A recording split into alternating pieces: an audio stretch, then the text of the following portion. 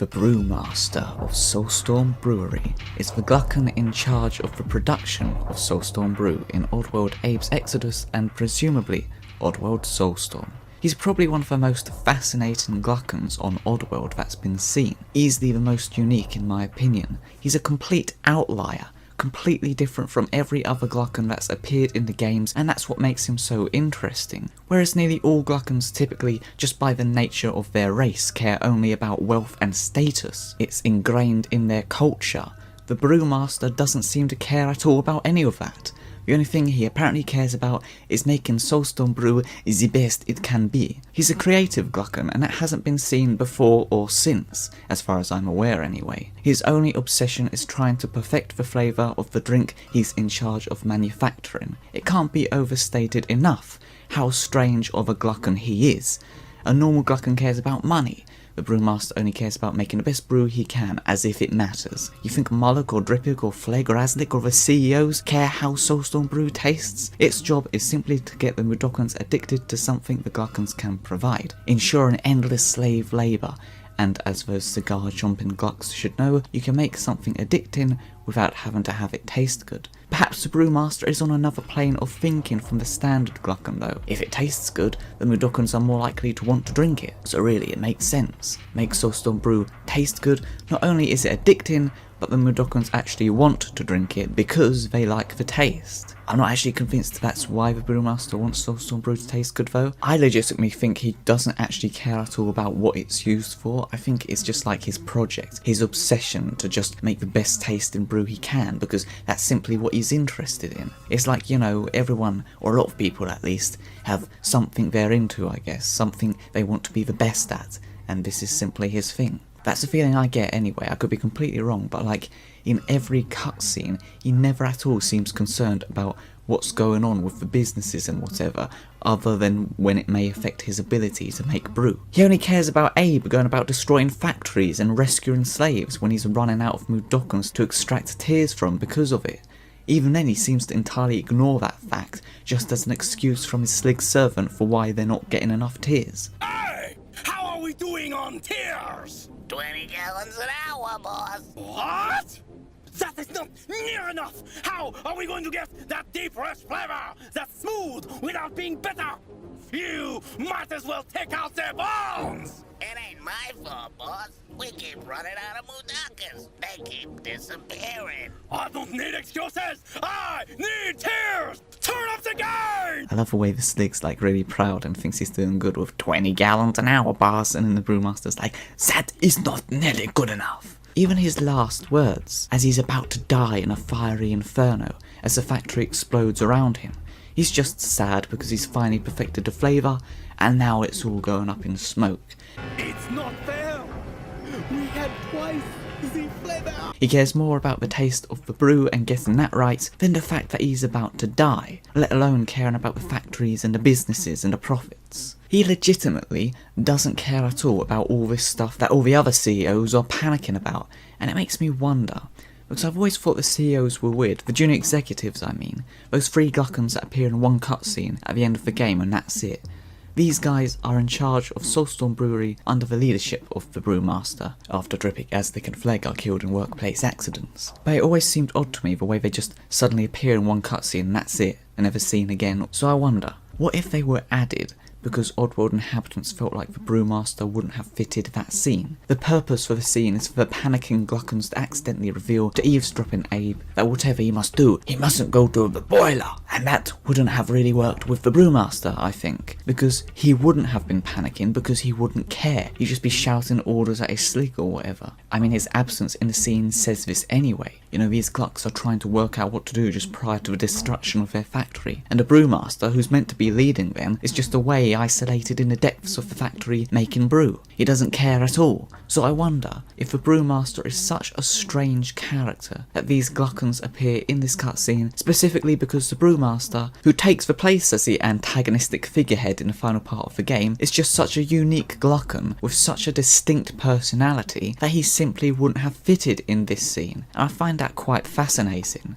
To further back this idea up, like the idea that he was maybe originally meant to be in this scene, the middle Glukkon, generally where the leader would stand, not only wears green, which, well, the Brewmaster doesn't wear green, but you know, his clothes are covered in green, and it's like generally the colour of Soulstorm and the brewery and whatever, which no Glukkon represents better than the Brewmaster. But this middle Glukkon is also the only other Glukkon to have a French accent, the other of course being the Brewmaster. I find that interesting. French Glukkons, they're like buses. You wait ages without seeing one, and then two come along in the final part of the game. So I wonder if this middle Glukkon was meant to be the Brewmaster. To further suggest this theory, it's interesting to note that the first thing this Glukkon does is demand, "Who is that fault there?" trying to make excuses and all that, which is what the Brewmaster does in his first cutscene. They both just have very similar demeanours and attitudes, and if the Brewmaster had shown any ounce of interest in the business or anything other than making the brew, it easily could have been him here. In fact, before watching the cutscenes just now, the thought briefly occurred to me that maybe it is the Brewmaster, but he just got dressed in a green suit for the meeting, but no, they have different coloured heads, so that blows that idea out of the brew polluted water. So, the Brewmaster is the first Glukkon to be seen that speaks in a French accent.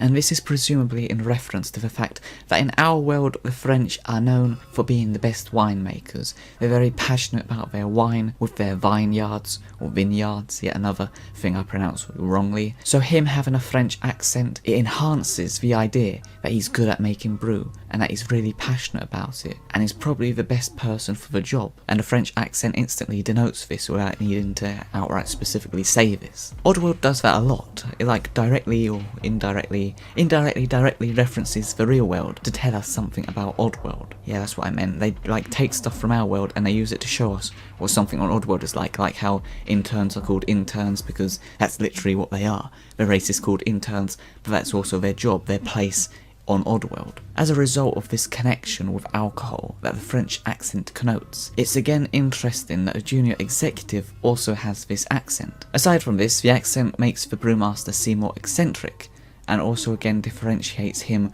from every other Glukkon. This is also achieved visually. The typical Glukkon wouldn't be seen dead in anything other than the best suit he can afford.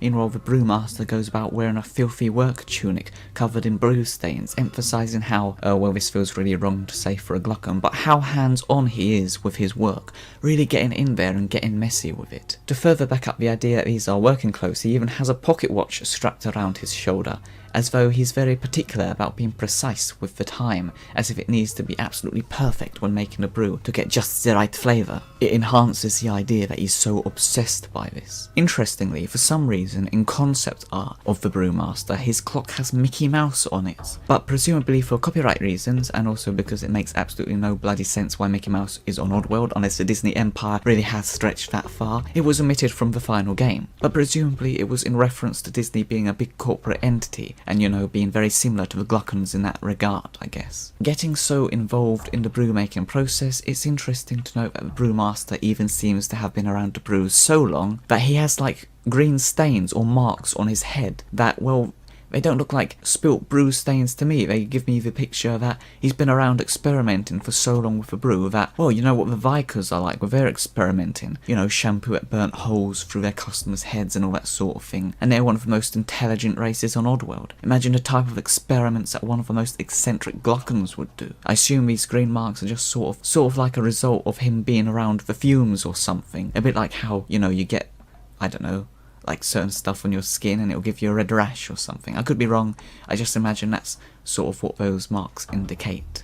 Further emphasising that a Brewmaster doesn't care about his appearance, he doesn't have a massive cigar in his mouth, a status symbol among Glukkons. In fact, he isn't even seen in the game smoking, but he has been seen in promotional pictures instead having a worn down cigarette with ash just dying to drop from it, suggesting that he smokes just as a stress reliever from all his hard work making the brew, as opposed just to try and look good. Glukkons care about their appearance as a statement of their status, but the Brewmaster doesn't give a damn about it at all, and that really makes him fascinating to me. Now, a lot of people seem to think that a Brewmaster is in charge of Soulstorm Brewery, and at the end of the game he is, but that's only because everyone higher up than him has been killed or is missing. Molluck is in charge of Soulstorm Brewery 401, where Abe's Exodus takes place, but because he's missing after the events of Abe's Odyssey, Vice-President Aslik, Director Phleg, and General Dripik take charge of it. Then when they all die, the brewmaster, who's actually in a position that isn't that high, he's just in charge of making the brew after all. His job is probably the Glukkon equivalent of grunt work. No other Glukkon would probably be seen dead doing the brewmaster's job. He's probably the only one that would ever take it. If he didn't have that position and that usefulness, I'd imagine he'd have been completely ostracised from Glukkon society, and being so eccentric, probably would have been put in the madhouse. And that intrigues me actually. That'd be fascinating to see, wouldn't it? An Oddworld insane asylum. Oh, that's a good concept. It'd probably have something to do with Vikers, but yeah, that's a really interesting thought. Anyway, so actually, as opposed to being in charge of the factory himself, or even holding that much power at all, he's not at all business minded, so why would he be given any power? He's thrust into the position of being in charge of Soulstorm Brewery itself, simply because every single person above him is out of action. But he's not really at all capable in this role. In fact, he's so absent-minded and focused on making the brew, I wonder if he was ever actually aware that he was in charge of the factory. As I mentioned earlier, he didn't bother to turn up to any of the executive meetings or whatever, so maybe he didn't even know or care to know. I imagine his Slig servant getting off the phone being like, well, Aslik is dead, that means you're in charge of the factory, and the brewmaster just completely ignores him and is busy focusing on a new formula or something. It's like, yes, did you get me those tears? That being said, some sources do seem to indicate that actually the brewmaster takes over as interim head of office of Soulstorm Brewery straight away after Molluck goes missing. But personally, I've always taken it as I've laid it out, that he's a pretty low ranked Glukkon that just happens to have been defaulted to that position after so many Glukkons above him, Molluck, Aslik, Dripik and Phleg, are gone.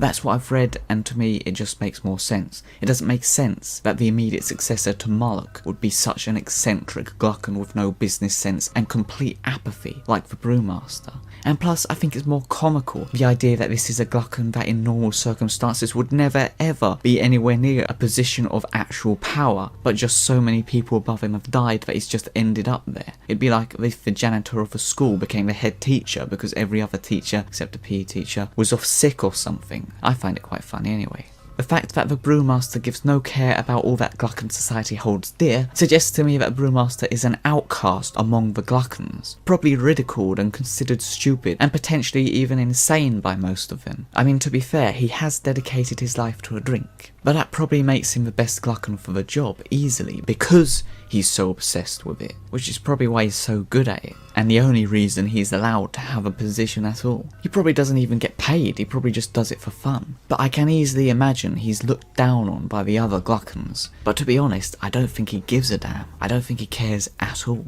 Shunned by society, isolated, spending every minute alone in the dark working on an obsession. But that's enough about my life. I imagine the brewmaster just keeps himself locked away in the basement of Soulstorm Brew, working tirelessly without rest, just trying to get it perfect. But knowing him, a tortured artist, the flavour will never be perfect to him, never be good enough for him. And as that's all he cares about, it makes it a tragedy when at the end, as his work burns, that he had just gotten twice the flavour, finally, but he achieved a great deal for nothing. It's really interesting because I think he's actually quite nice for a Glukkon. I mean, well, he did try to electrocute Abe, and he definitely has a sadistic nature, but he did that in the name of getting a better flavour brew. Plus, Abe did try to disrupt his brew-making activities, so, you know, you can kind of understand it, to be fair, I guess, kind of. And that's the thing, I feel like he's a bit of a bee. A bit like a bee. You know, as long as you leave him alone to do his thing, smell his flowers or whatever it is bees do, they'll leave you alone.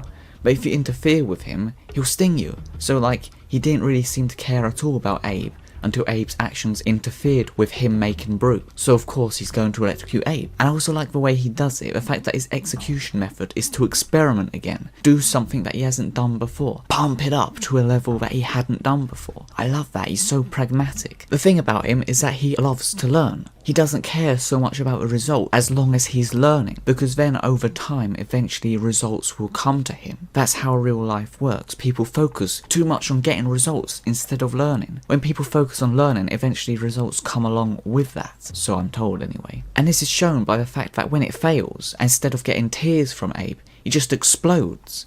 Instead of being angry because he didn't get the results he expected, as a normal Glukkon might, shown by the fact that his Slig servant just naturally expects and braces for the berating. Instead, the brewmaster finds the unexpected outcome funny and laughs. Something unexpected happened, he's learnt from it, so even though he didn't get the results he was expecting, he just finds it funny and moves on, which is a great attitude to have. I love the fact that he has a sense of humour like that. The Phleg was right to brace himself though, of course, because an average Glukkon would have been mad that they didn't get the result they were expecting and would have taken it out on the Phleg. Of course, the contrast of that is that the average Glukkon would have intended for Abe to die as opposed to experimenting for the sake of the brew and knowledge, so it would have been the result they wanted anyway. But you get what I mean, hopefully. But I feel like the Brewmaster generally doesn't care about killing Glukkons or whatever unless there's a reason to. If it will help him make better brew, he'll do it, which is what he does in the game. But generally, I feel like if he sees no reason to do something bad, he won't bother. He's just dedicated to making the best drink he can. Of course, he does have a temper in this. He's so dedicated to this, so of course there is that side to him. But it's sort of more like a will to get what he wants, as opposed to like a normal Glukkon that might take stuff out on a Phleg for no reason. The Brewmaster is one of the Glukkons confirmed to be making a return